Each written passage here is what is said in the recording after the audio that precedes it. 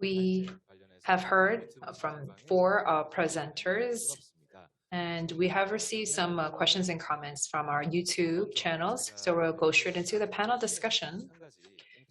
I'm going to ask a common question to all of our speakers, first of all. Because this is intangible cultural heritage that we're talking about, this is something that is transmitted by the people to other people. We're here also discussing the importance of the youth generation and the millennial generation. And we need to have more participation and interest from the younger generation so that we can foster a continued transmission and a sustainable transmission of ICH. So in that regard, I would like to first ask a question to Ms. Harriet Deacon. What can the younger generation do to feel more of an interest in ICH transmission? What can we do to have them feel more interested in ICH transmission? Well, thank you for the question. I think some people have already alluded to the fact that talking more about digital issues and about innovation is inspiring to the younger generation. But I particularly liked what Siwon Lee was talking about in terms of networking. And what we've seen in our Kyrgyz project on HiPAMS is looking at young people as heritage entrepreneurs and helping them to network not just with each other, but with experienced heritage entrepreneurs in the field has really helped to invigorate their interest in ICH transmission. 네, 답변 감사드립니다. Thank you very much for that response. She mentioned that networking is going to be key. Next, moving on to Mr. Kirk. 답변 부탁드리겠습니다. Would you like to answer this first question? Thank you for the question. I really like what Mr. Joseph Ho shared about making culture, intangible culture, heritage exciting for the younger generation. It has to be hip and we have to speak their language. So I think some of the work that we need to do is also to understand what are the kind of platforms, for example, social media, Instagram, TikTok, how do we use these kind of platforms to communicate to them? Another area that we could work on is through schools, and not just teaching about intangible cultural heritage, but getting students involved in, say, doing their projects on cultural heritage, or for example, working with university students from the business faculties. Can they look at business-related matters concerning ICH? So that's other ways of getting the younger generation involved in actively participating in safeguarding and in interacting with the ICH practitioners directly. So that's my suggestions on this matter. Thank you very much. 네, 감사합니다. 아무래도 Thank you so much for your intervention. Yes, we can make use of platforms like the social media platforms, and they can also play a role in the sustained transmission of ICH. Same question to Mitos. I think I would always say that when a culture is living, the tradition is alive, dynamic. Culture is dynamic, and so when a community is actually is keeping their culture living, I think that even to the young generation, the young generation who should be the duty bearers, because for a culture to survive and to thrive, the young generation should be able to continue that. So I think it is also a matter of, while I like the idea, it's true that we have to also bridge, the senior generation or the older generation and the young generation. I think it has always to go with the context. Where we are operating, we don't have electricity, we don't have access to this facility. But the refugee camp in Thailand has been there in the last 30 years. These are all artificial. Sooner or later, there has to be a durable solution for the people, to go back to, there is no normalcy in their lives. So everything is artificial, actually. When they have to be in the mainstream, when they have to go back to the mainstream, time, they have to face that there is this new technology, and it would be very difficult for them indeed. But yeah, I like the idea of bridging maybe the old and the new, but I think it has always be within the context, where the community is operating, and for as long as what the community want. For example, in the community that I'm working, the struggle, their aspiration to become self-autonomous is very strong. And that's why their language, their identity, the mother tongue is very important for them, because that would keep them, keep their language. Otherwise, yeah, I think with the changing in the social milieu, they will become extinct as well. 네, 지역 주도로 이루어져야 된다는 말씀 So 굉장히 you've mentioned that it's important that it should be locality led. So next to Joseph O, how can we really appeal to the MZ generation? How can we have them keep their interest in ICH? Well, I've been in this business for quite a long time. Last year I made the Kingdom Friends because the character, and then I am using this one because the tradition is not just tradition, because we should like it. I made the Instagram this year, and then through this year to this Instagram I am communicate with the MG generation. Most hot SNS for MG generation is Instagram. Every entertainer, every hip hopper is using Instagram. That's why you should use Instagram. And then I'm using now, for example, Singapore Molly, we are collaborating. Singapore Molly, we are also some cases we collaborate already. For example, this is Molly with competitor. Singapore is a competitor, but we should do something because this is Corona-19. Okay, this is my closing comments. That's all. Thank you. 네, 앞서서 나온 SNS 플랫폼과 Yes, thank you. I believe that it's in the same vein with the fact that we have to utilize social media. So yes, characters can, I think, resonate with our MZ generation. So let us now move on to the questions for our for speakers, the questions that came in from our audience. We have a question for Professor Harriet Deakin, and I can see that she's actually connecting and answering the questions in the chat. But I know that there's also the audience here that would like to listen from you in person. So the question is the following. So through your presentation, I was able to understand the importance of the indigenous community. What can we do to allow younger generations to participate in ICH transmission without having the indigenous community feel excluded? Are there any case examples?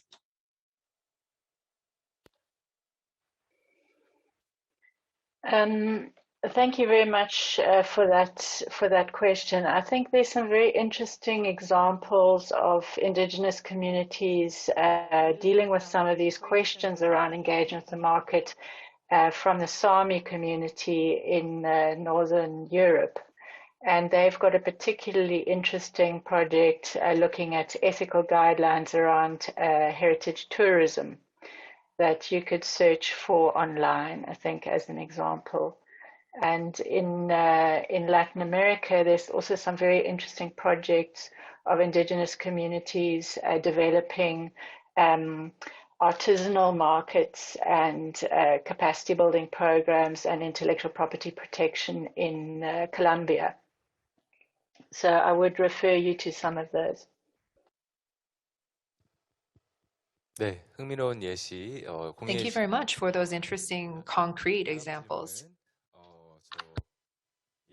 다음 질문은 Moving on to the next question would be for Mr. Yeok Seung. 팀장님, So, Mr. Young, if we do introduce creative technology to ICH, what kind of interaction is possible?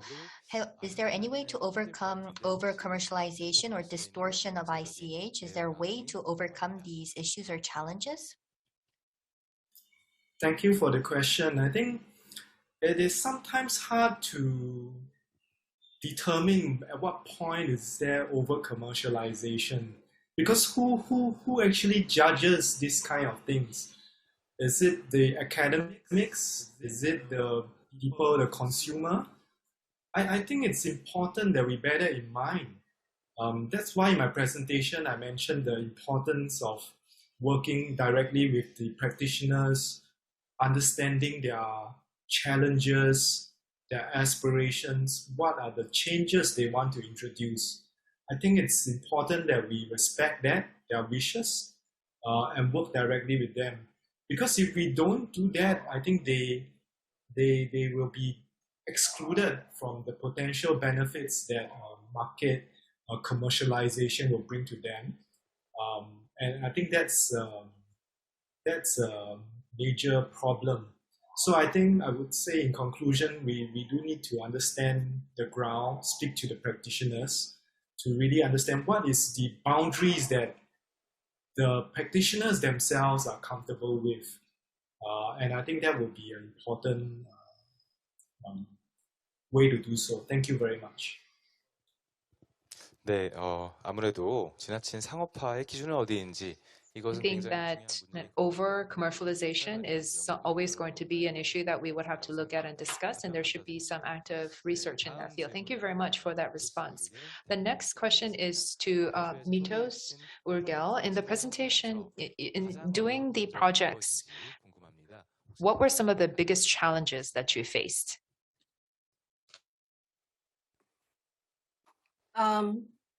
I think the last 30 years of existence of refugees on the Thai-Myanmar border, I worked in the last 20 years. Every single day is a challenge for us. And it has been exacerbated because of COVID. And then I think we all know that in Myanmar, since February, there is a war. So in the ethnic state that we are working, which is close to the border of Thailand, there are over 200,000 who are displaced. And so every day, there is that fighting. I think the challenge for us is because we are on the receiving end, we are providing humanitarian assistance. And since we don't have the capacity, big capacity to support that financially or even human resources, the COVID has been there, is with us in the last 20 years, so the challenge is really like it's draining our energy, the inspiration, the motivation. That's why I think with Weave, our inspiration has always been the creativity of the women, and that feeling that we should not surrender, or we should not have that defeatist feeling. But again, because we are working in a very challenging environment, so every day the challenge of the food that the refugee have to eat, the health situation, the security issues, these are actually like big challenges that every day I am facing. 네, 경험 공유해 주셔서 감사합니다. Thank you very much for sharing your experience. And just listening to what you're saying, I can see that there may be immense challenges. And these challenges are not something that can be predictable. It all of a sudden happens. There are external forces that come into play, and I'm sure that could be very challenging. Yes, moving on to my question for Joseph O. So recently, the contents these days are quite volatile. They are enjoyed and they disappear all of a sudden. So we can see that ICH is, as it's converted into contents, there may be these limitations of maybe disappearing after a short span of time. So how can we respond to this challenge? 참 어려운 부분인 것 같아요. Well, it's a very difficult challenge. challenge. For instance, if we want to convert the traditional attire hanbok, which would be the okay point? So as was mentioned by Dr. Deacon, between innovation and conservation, what would be the right balance? So for instance, last year, the Ambiguous Dance Company and Inarchi Band, if they look at that collaboration, they can see that the attire was a bit interesting. It could have been queer, and some asked, is this really Korean traditional attire? So it may lead to some controversies. So shall we keep to the original tradition, or shall we adapt this or innovate this to contemporary times? So up to what point is tradition, up to what point is contemporary? So it's very difficult to find that right balance. But my personal view, because I am a basically ad person, I think that we can maybe make it more innovative if we want to uh, appeal to the MC generation. But if we go too much, if we go too far, maybe you may not think that this is tradition. You can see that on YouTube, on SNS, or social media, there are many comments, and there are many people that would just post comments for the sake of posting comments. So for those in the 40s and 50s, we may not be able to understand what they do as a play. They may be Homo mobilians, we're Homo sapiens, but they may be a completely different species in some sense. So up till now, our marketing and promotional efforts were focused on, say, China, Japan, Southeast Asia, Middle East, Europe, and US. That was what was done in the past, but no longer do we do that right now, because if you look at the 20s and 30s, they're globally the same in terms of their hobbies, their preferences, and their attitude. There is this common attitude across Gen M and Z, so I think we should take that into consideration. Thank you. 열정적인 답변 감사드립니다. 아무래도 끊임없이 가치 판단이 필요한 Thank you very much for that very passionate response. I think that we have to continuously have all these value judgments. There's one more question to Mr. O. And so, of course, there's an issue of converting this into a new form. But then when you utilize idol groups or boy-girl bands or celebrities, it may have a short-term effect, but I'm not exactly sure about the long-term effect. So how can we make sure that the young generation continue on with their interest in ICH? So any thoughts on this comment, please? Well, it all boils down to one single issue. It's great to utilize K-Wave, but why and for what is what we have to look into. So if we utilize BTS and Blackpink, what we're trying to do is we first have them in the middle and then create a creative based on them. So that's not the right order. We have to think about what we want to do and then move on to how. But in many cases, we would start off with a celebrity and try to fix the contents based on that celebrity. So what should happen is we need to think about the why and what and then move on to the how. We talk about big data these days, but we just collect big data and that would carry no meaning. We have to understand why we're collecting this data and what we want to do with it, and only then can it carry meaning. So that's basically it for my response. So I want to mention we need to understand the why and what and understand the objective and then set and then decide the celebrity, but we should not start off with selecting the celebrity and then fixing the content surrounding that celebrity, or else it would not be creative. The reason why we were able to successful at KTO is even before we selected the ad agency, I read multiple books. I went and visited the authors. We had discussions. We received advice and decided on what we want to do. And then we selected the ad agency and then communicate what we want to do. So that's the right order. But in many cases, what the public agencies would do is set the model first or the celebrity first and then try to build the contents, but it cannot be successful. We do have excellent ad agencies. However, they in just 3-4 weeks time cannot do everything for us. So what's important is we need to understand what we want to do. Sometimes even if we have an excellent ad agency with great ADs and CDs, they cannot read our minds. So that's it. Thank you. Thank you very much for that response. So we have to come up with an objective and a goal first, and then try to think about the relevant means or the strategy. I think that was very helpful.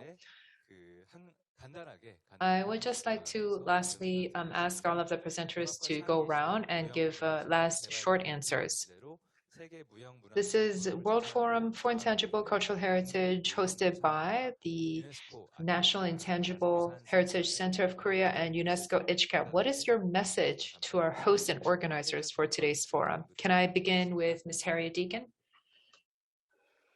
Well, I'd like to echo what Kirk said, that we need more discussion on this question of innovation, conservation, over commercialization, and we need to really start talking about what practical tools we can give communities to help them negotiate their role in the market and take more power. And I'd also like to comment just on what Mitos was saying. You know, a lot of these discussions become very academic if people don't have the means of subsistence. And so, you know, that's the crucial first step, is to help people to get to a point where they have enjoy basic human rights and subsistence first. And then we can start debating about these other questions about how do we sustain the heritage going forward and help to prevent over-commercialization. 네, 말씀 감사드립니다. 이러한 논의가 Thank you very much for your comments. I think that we need to continue on with these discussions. Next, Mr. Yao, your response, please. Thank you. I would like to thank the organizers for really selecting this topic of creativity and the creative economy, because it's a very important topic, and I think we need to have more discussions on this area, as what Harriet has mentioned. You know, what are successful case studies and examples of how we merge culture, digital technology, innovation, because we are living in the information age, the industrial revolution 4.0, as the keynote speakers have mentioned. And living heritage, ICH, is a living heritage, so it has to evolve with the times, with the lifestyles, with the technology, in order for it to stay relevant. So I hope we can have more discussions on these areas. And thank you for the organizers for taking such an interesting topic and sharing some of these case studies with us. Thank you. 네, 말씀 감사합니다. 무형 문화유산이 Thank you very much. Intangible cultural heritage should also be developed together with the changes in the times and with the technologies. Next, we'd like to hear the thoughts of Mitos Ergo. Yeah, I think my response is actually just an echo to confirm what has already been said.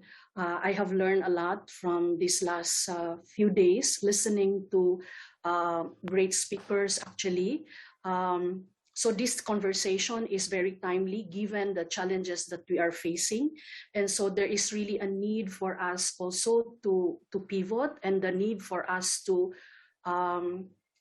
especially my perspective is always that while we are working within this global or in this modern area, there are still communities that are disadvantaged, vulnerable. And so as what has been shared, they have to be included in the conversation. And if we are going to move towards, you know, past COVID, we have to be thinking of communities, disadvantaged communities, to be part of that moving forward, to build back not just better, but to build back fairer. I think that there is a big opportunity that Intangible Cultural Heritage is offering, and there is that big opportunity. So I think if we are able to synergize our collaboration, I think we can do better, you know. Thank you. 네, 감사합니다. 지역의 목소리를 더 반영. Yes, thank you very much. It's important to reflect the voices in the local regions. And last but not least, Joseph O, your concluding response, please.